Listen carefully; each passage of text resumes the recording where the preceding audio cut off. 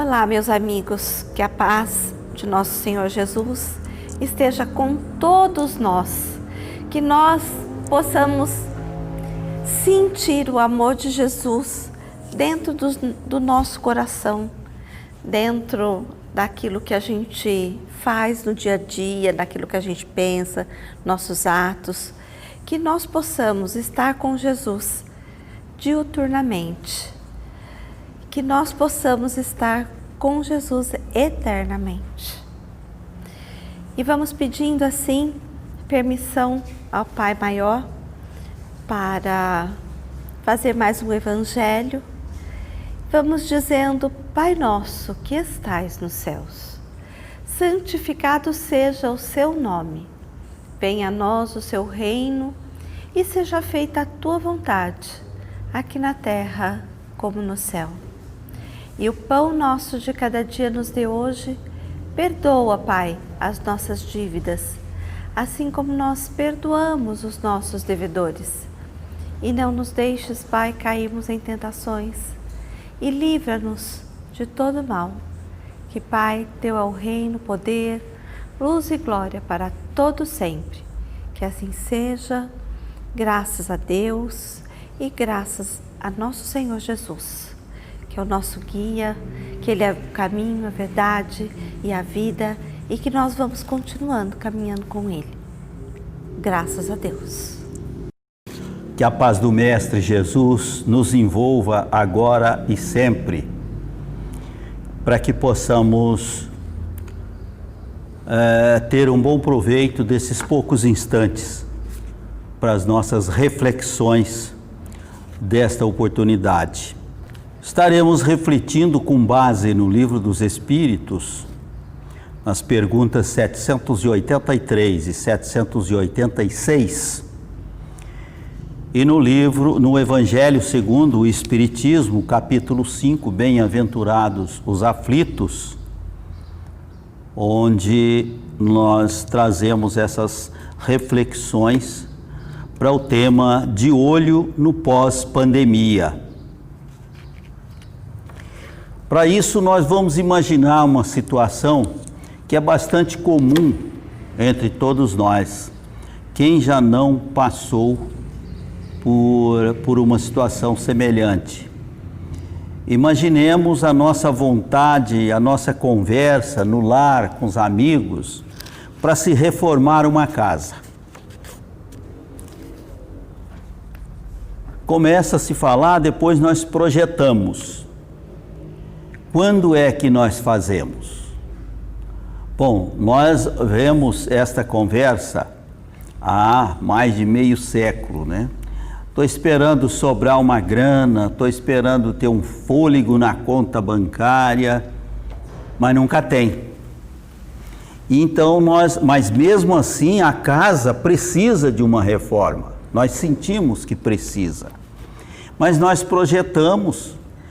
E com o decorrer do tempo, às vezes essa reforma vai ficando para segundo plano, nós priorizamos outros gastos e a reforma da casa às vezes passa um ano, até mais, para depois nós tomarmos a providência.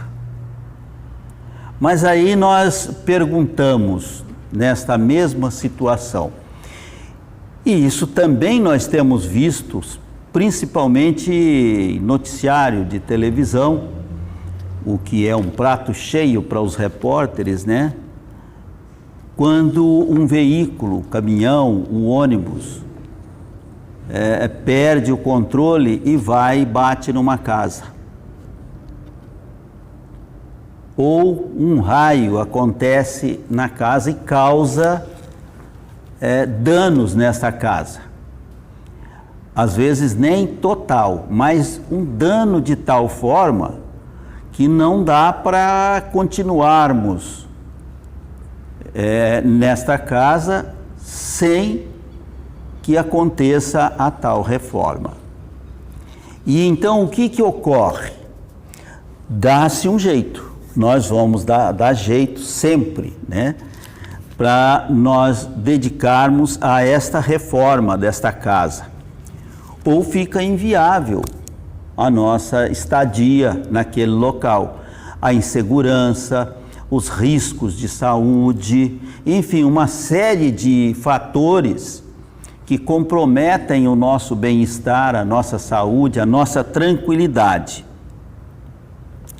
Ou seja, nem sempre é possível nós dedicarmos às melhorias a médio e longo prazo aquele tempo que nós queríamos. Numa emergência como as citadas, nós precisamos providenciar essa reforma, ou as consequências serão ainda muito mais drásticas do que o próprio incidente ou acidente que tenha ocorrido.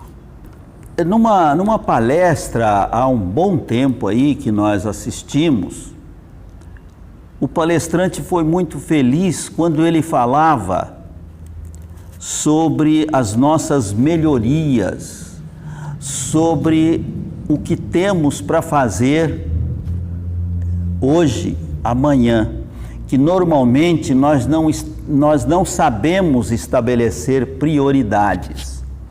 Normalmente nós fazemos o que não deu tempo para fazer ontem, fazemos primeiro hoje. E assim, isso em todos os segmentos da nossa vida. Quem trabalha, que está na ativa ou já trabalhou, sabe disso. No trabalho normalmente é assim. E na vida também, no particular, na nossa vida íntima, nós acabamos por praticar a mesma coisa. Hoje nós fazemos aquilo que não foi possível fazer ontem.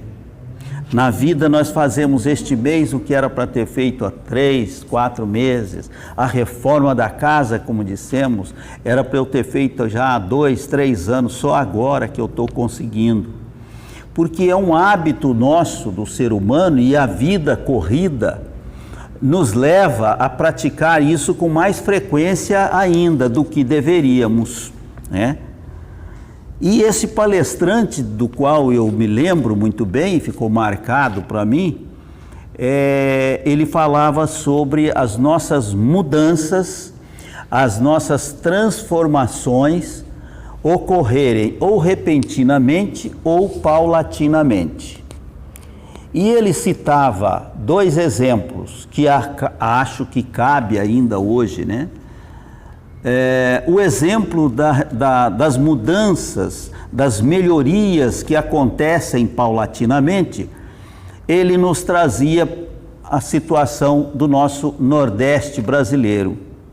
A seca, a fome, o desemprego, a saúde precária, tudo acontecia, ainda acontece, mas já não é tanto quanto há meio século, há 30, 40 anos aí, era bem pior, e ele citava isso.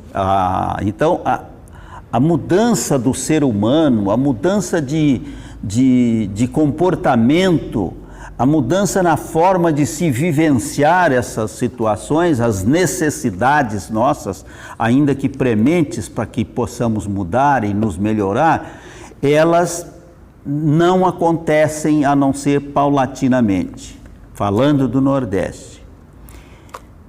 Porque as pessoas que lá reencarnam, as pessoas que vivem, se nós observarmos a justiça divina, necessitam daquela situação. É um grande aprendizado. E o outro exemplo que ele nos cita de uma reforma repentina, agora em 6 de agosto deste ano, completou 75 anos, a bomba de Hiroshima. O oposto do que ocorre com o nosso Nordeste e outras regiões no mundo afora, os nossos irmãozinhos japoneses, eles se deitaram com a família num lar e ao despertar, alguns não tinham mais nada, ficou sozinho. Outros perderam a sua casa parcialmente, a família parcialmente. Um ficou sem pai, sem mãe, o outro sem o pai. Um sem filho, sem a esposa. ou seja, dentro daquilo que nós falávamos da reforma da casa, é uma situação que não nos permite protelar. Ah, daqui 2, 3 meses eu vou ver como é que fica. Não, é hoje. Ele precisou, o Japão precisou, os japoneses precisaram tomar providência ali, imediato, na hora que acordaram. Não tinham o que fazer, não dava para esperar e procurar o vizinho e procurar um parente que também tinha passado pela mesma experiência. Então veja que é totalmente o oposto, né? Tudo pensando na justiça divina.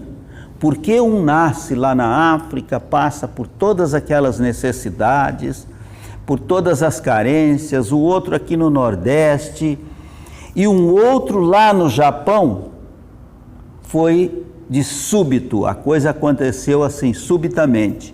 Precisou tomar providência, não dava para ele deixar a casa para reformar no dia seguinte, para pintar, seja lá o que for, ele teve que tomar providência naquele dia, né? Ou para buscar um local que pudesse abrigá-lo, mas era premente ele ter que fazer a casa, refazer e reformar a casa. Então são situações que todos nós estamos sujeitos. E com isso nós trazemos para a nossa evolução moral, intelectual, espiritual. Muitos de nós, muitas pessoas, conseguem fazer a sua reforma íntima, conseguem rever os seus conceitos, suas atitudes a médio e longo prazo. Até porque nós temos uma coisa chamada livre-arbítrio, né? E nós escolhemos o momento e como fazermos essas reformas na nossa casa íntima, no nosso eu, lá no fundinho, que só eu sei onde eu preciso e onde eu consigo e onde eu já mudei. Na maioria das vezes nós não externamos essas mudanças. Poucas pessoas percebem às vezes no nosso dia a dia. Mas os japoneses tiveram que fazer de imediato. E um outro detalhe, quem são os japoneses para nós hoje? O que representa o Japão? Eles conseguiram, de forma muito eficaz e inteligente, eles passaram, pode-se dizer a médio prazo, uma nação com muita credibilidade, com muito respeito. Os japoneses são exemplos para nós de disciplina, de dedicação, de moral. O senso de família pode não ser igual ao nosso brasileiro, a forma externa, parecem mais frios, mas eles têm um sentimento de família, uma união consanguínea e moral e pelos costumes deles, que é muito forte. E isto eles conseguiram através do quê? Da bomba de Hiroshima. Eles cresceram, desenvolveram. Então todos nós podemos, tem esse ditado antigo, Deus só nos dá a mochila conforme as nossas condições para carregá-la. Deus só dá o frio conforme o cobertor. E é verdade. Os japoneses são prova muito viva e muito recente disso. Se nós pensarmos na eternidade, o que são 75 anos que completou agora em agosto daquele desastre, desse fator tão triste para nós, mas eles souberam fazer do limão a limonada. Hoje os seus produtos tecnológicos, os veículos japoneses, ganharam a confiança no mundo em tão pouco tempo. Falamos hoje porque isso já tem essa credibilidade, eles já têm há muito mais tempo. Hoje, com 75 anos da bomba, já é um prazo médio. Na eternidade é muito pequeno. Mas depois de 30, 40, 50 anos, eles já tinham essa credibilidade. Hoje nós vemos os componentes eletrônicos já há um bom tempo, não é assim? Os carros, tudo, é japonês, então é bom. Nós fazemos esta associação. Eles conseguiram esta evolução, esta mudança num curto espaço de tempo. Foi de sopetão, coisa foi súbita mesmo. E a nossa reforma íntima, os nossos sentimentos, todos nós temos essa consciência da necessidade de mudarmos para melhor, é óbvio. Todos nós sabemos, a doutrina espírita vem trabalhando muito nesse sentido. Temos cursos, temos trabalhos, temos atividades direcionadas para nos despertar para a nossa reforma íntima, para nós criarmos coragem, porque a reforma só nós podemos fazer, com a ajuda da espiritualidade, só nós podemos fazer.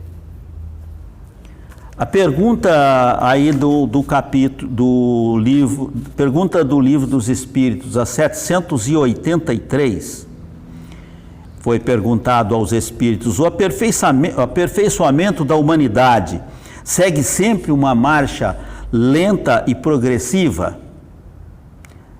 Eles respondem: existe o progresso regular e lento, que resulta das forças das circunstâncias. Entretanto, quando um povo não progride com a rapidez que deveria, Deus faz com que esse povo, de tempos em tempos, passe por um problema físico ou moral que o transforme.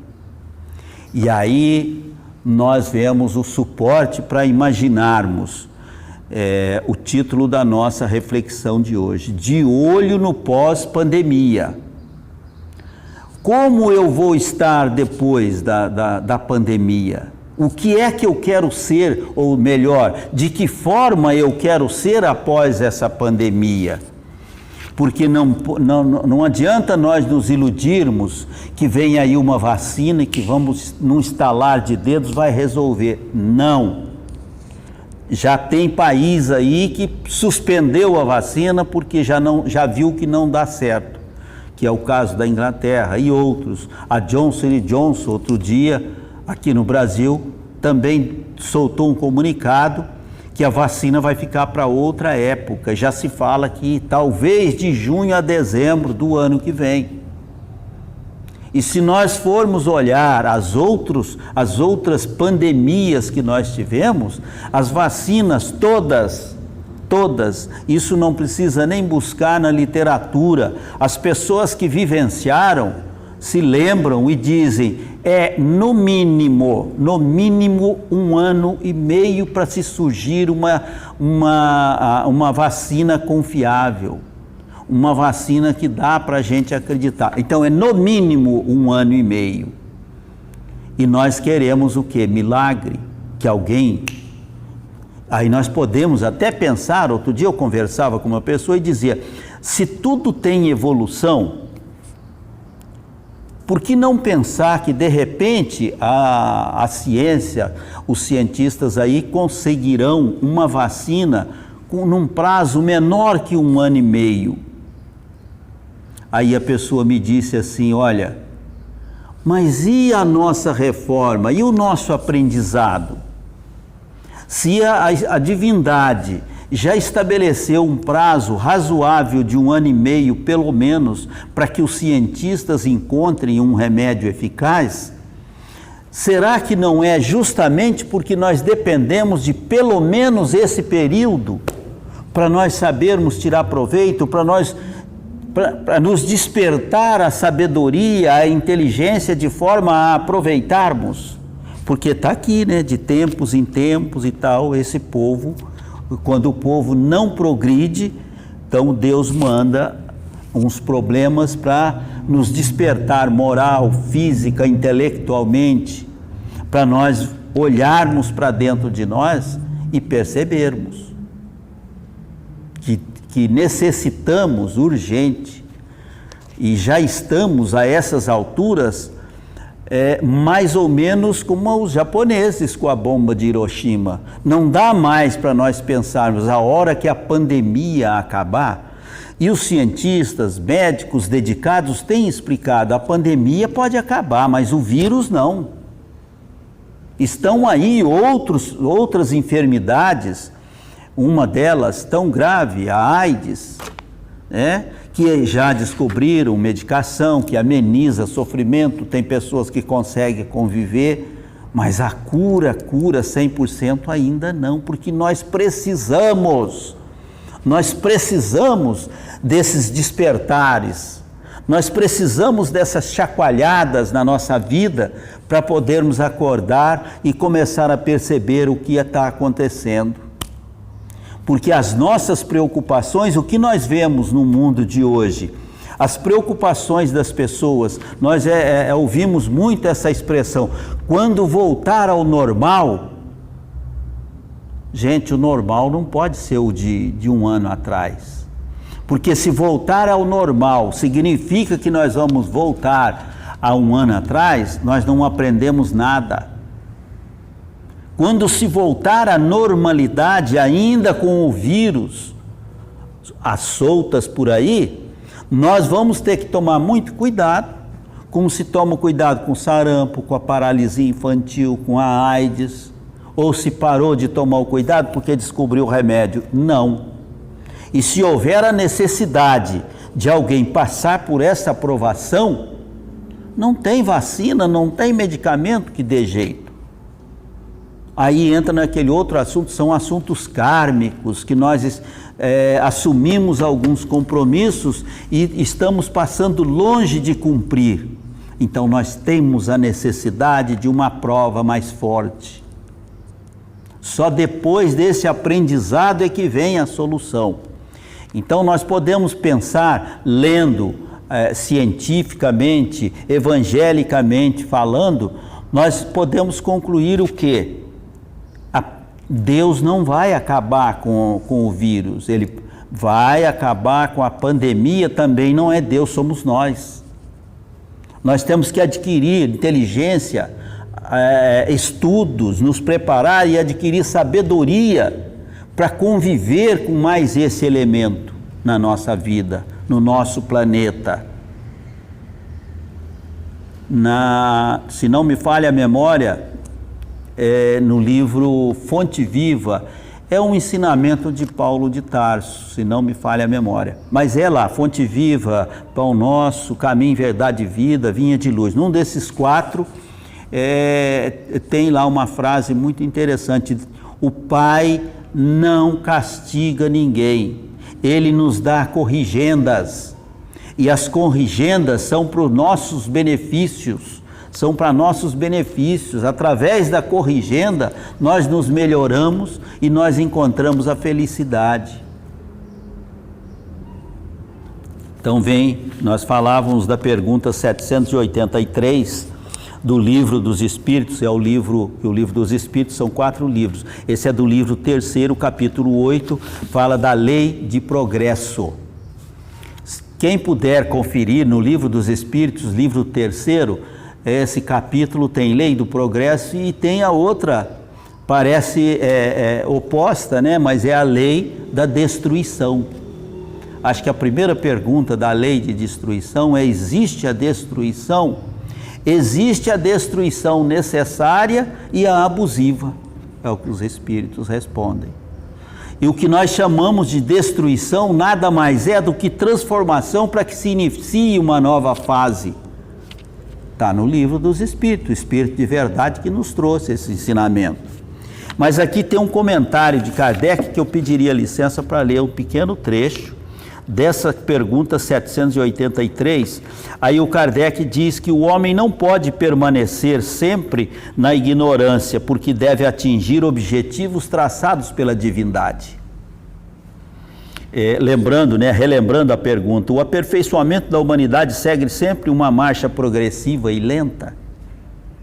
E aí, nos comentários de Kardec, ele diz que quando os homens deixam de cumprir aquilo que é necessário para o seu crescimento, Deus nos manda esses problemas, como veio a pandemia. E nós vemos hoje religiosos fazendo oração, pedindo a Deus que acabe com a pandemia. Gente, se Deus nos mandou,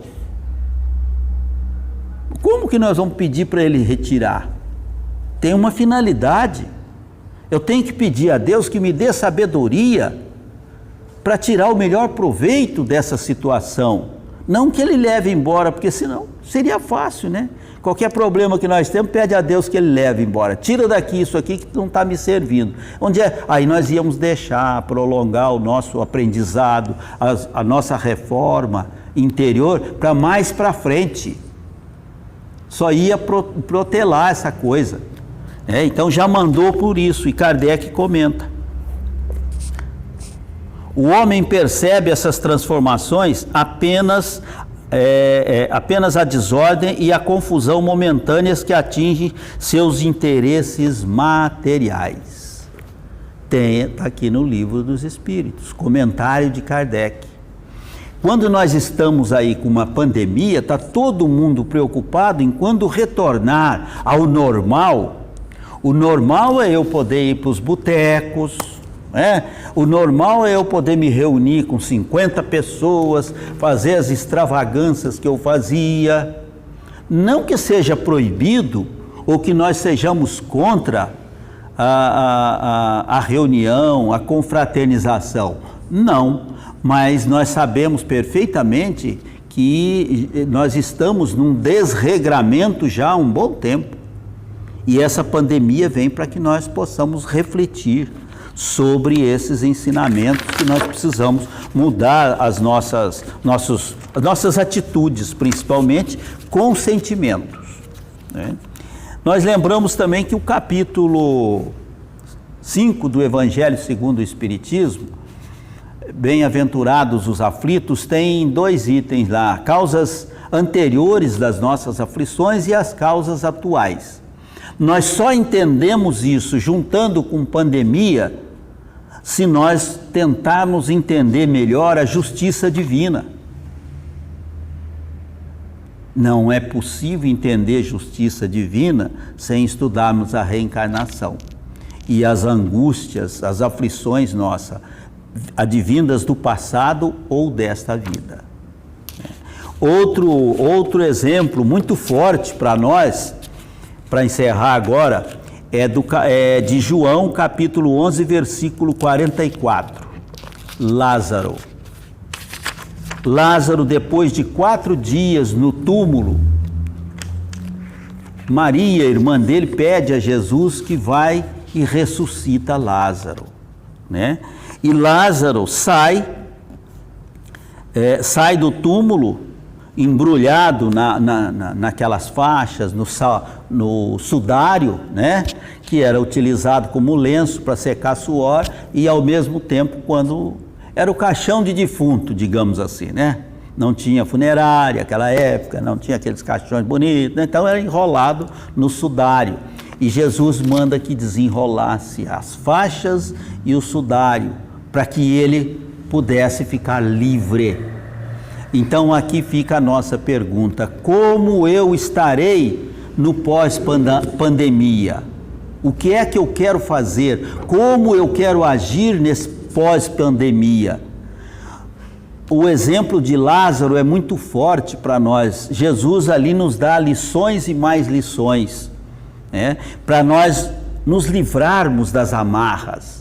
As nossas amarras não são o sudário que estava lá com Lázaro ou as faixas. As nossas amarras são principalmente chamadas orgulho e egoísmo.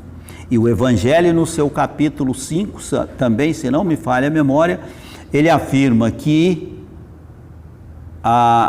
o principal motivo do cristianismo não ter cumprido toda a sua missão na humanidade se deve aos 2, orgulho e egoísmo. Então que nós tenhamos sabedoria para tirar o melhor proveito e olhar para dentro de si e ver o que é que essa pandemia vai nos ensinar. Aliás, é período de balanço, porque o pós-pandemia, o nome já diz, é pós. Eu já tenho que estar pronto para saber o que fazer. Eu não posso esperar, como falamos da reforma da casa, eu não posso esperar que caia um raio ou que um caminhão se perca e bata na minha casa, derruba metade para eu reformar. Eu preciso reformar de forma preventiva, precisamos ser proativos. E com o nosso corpo, com a nossa saúde física e espiritual, mais proativos ainda.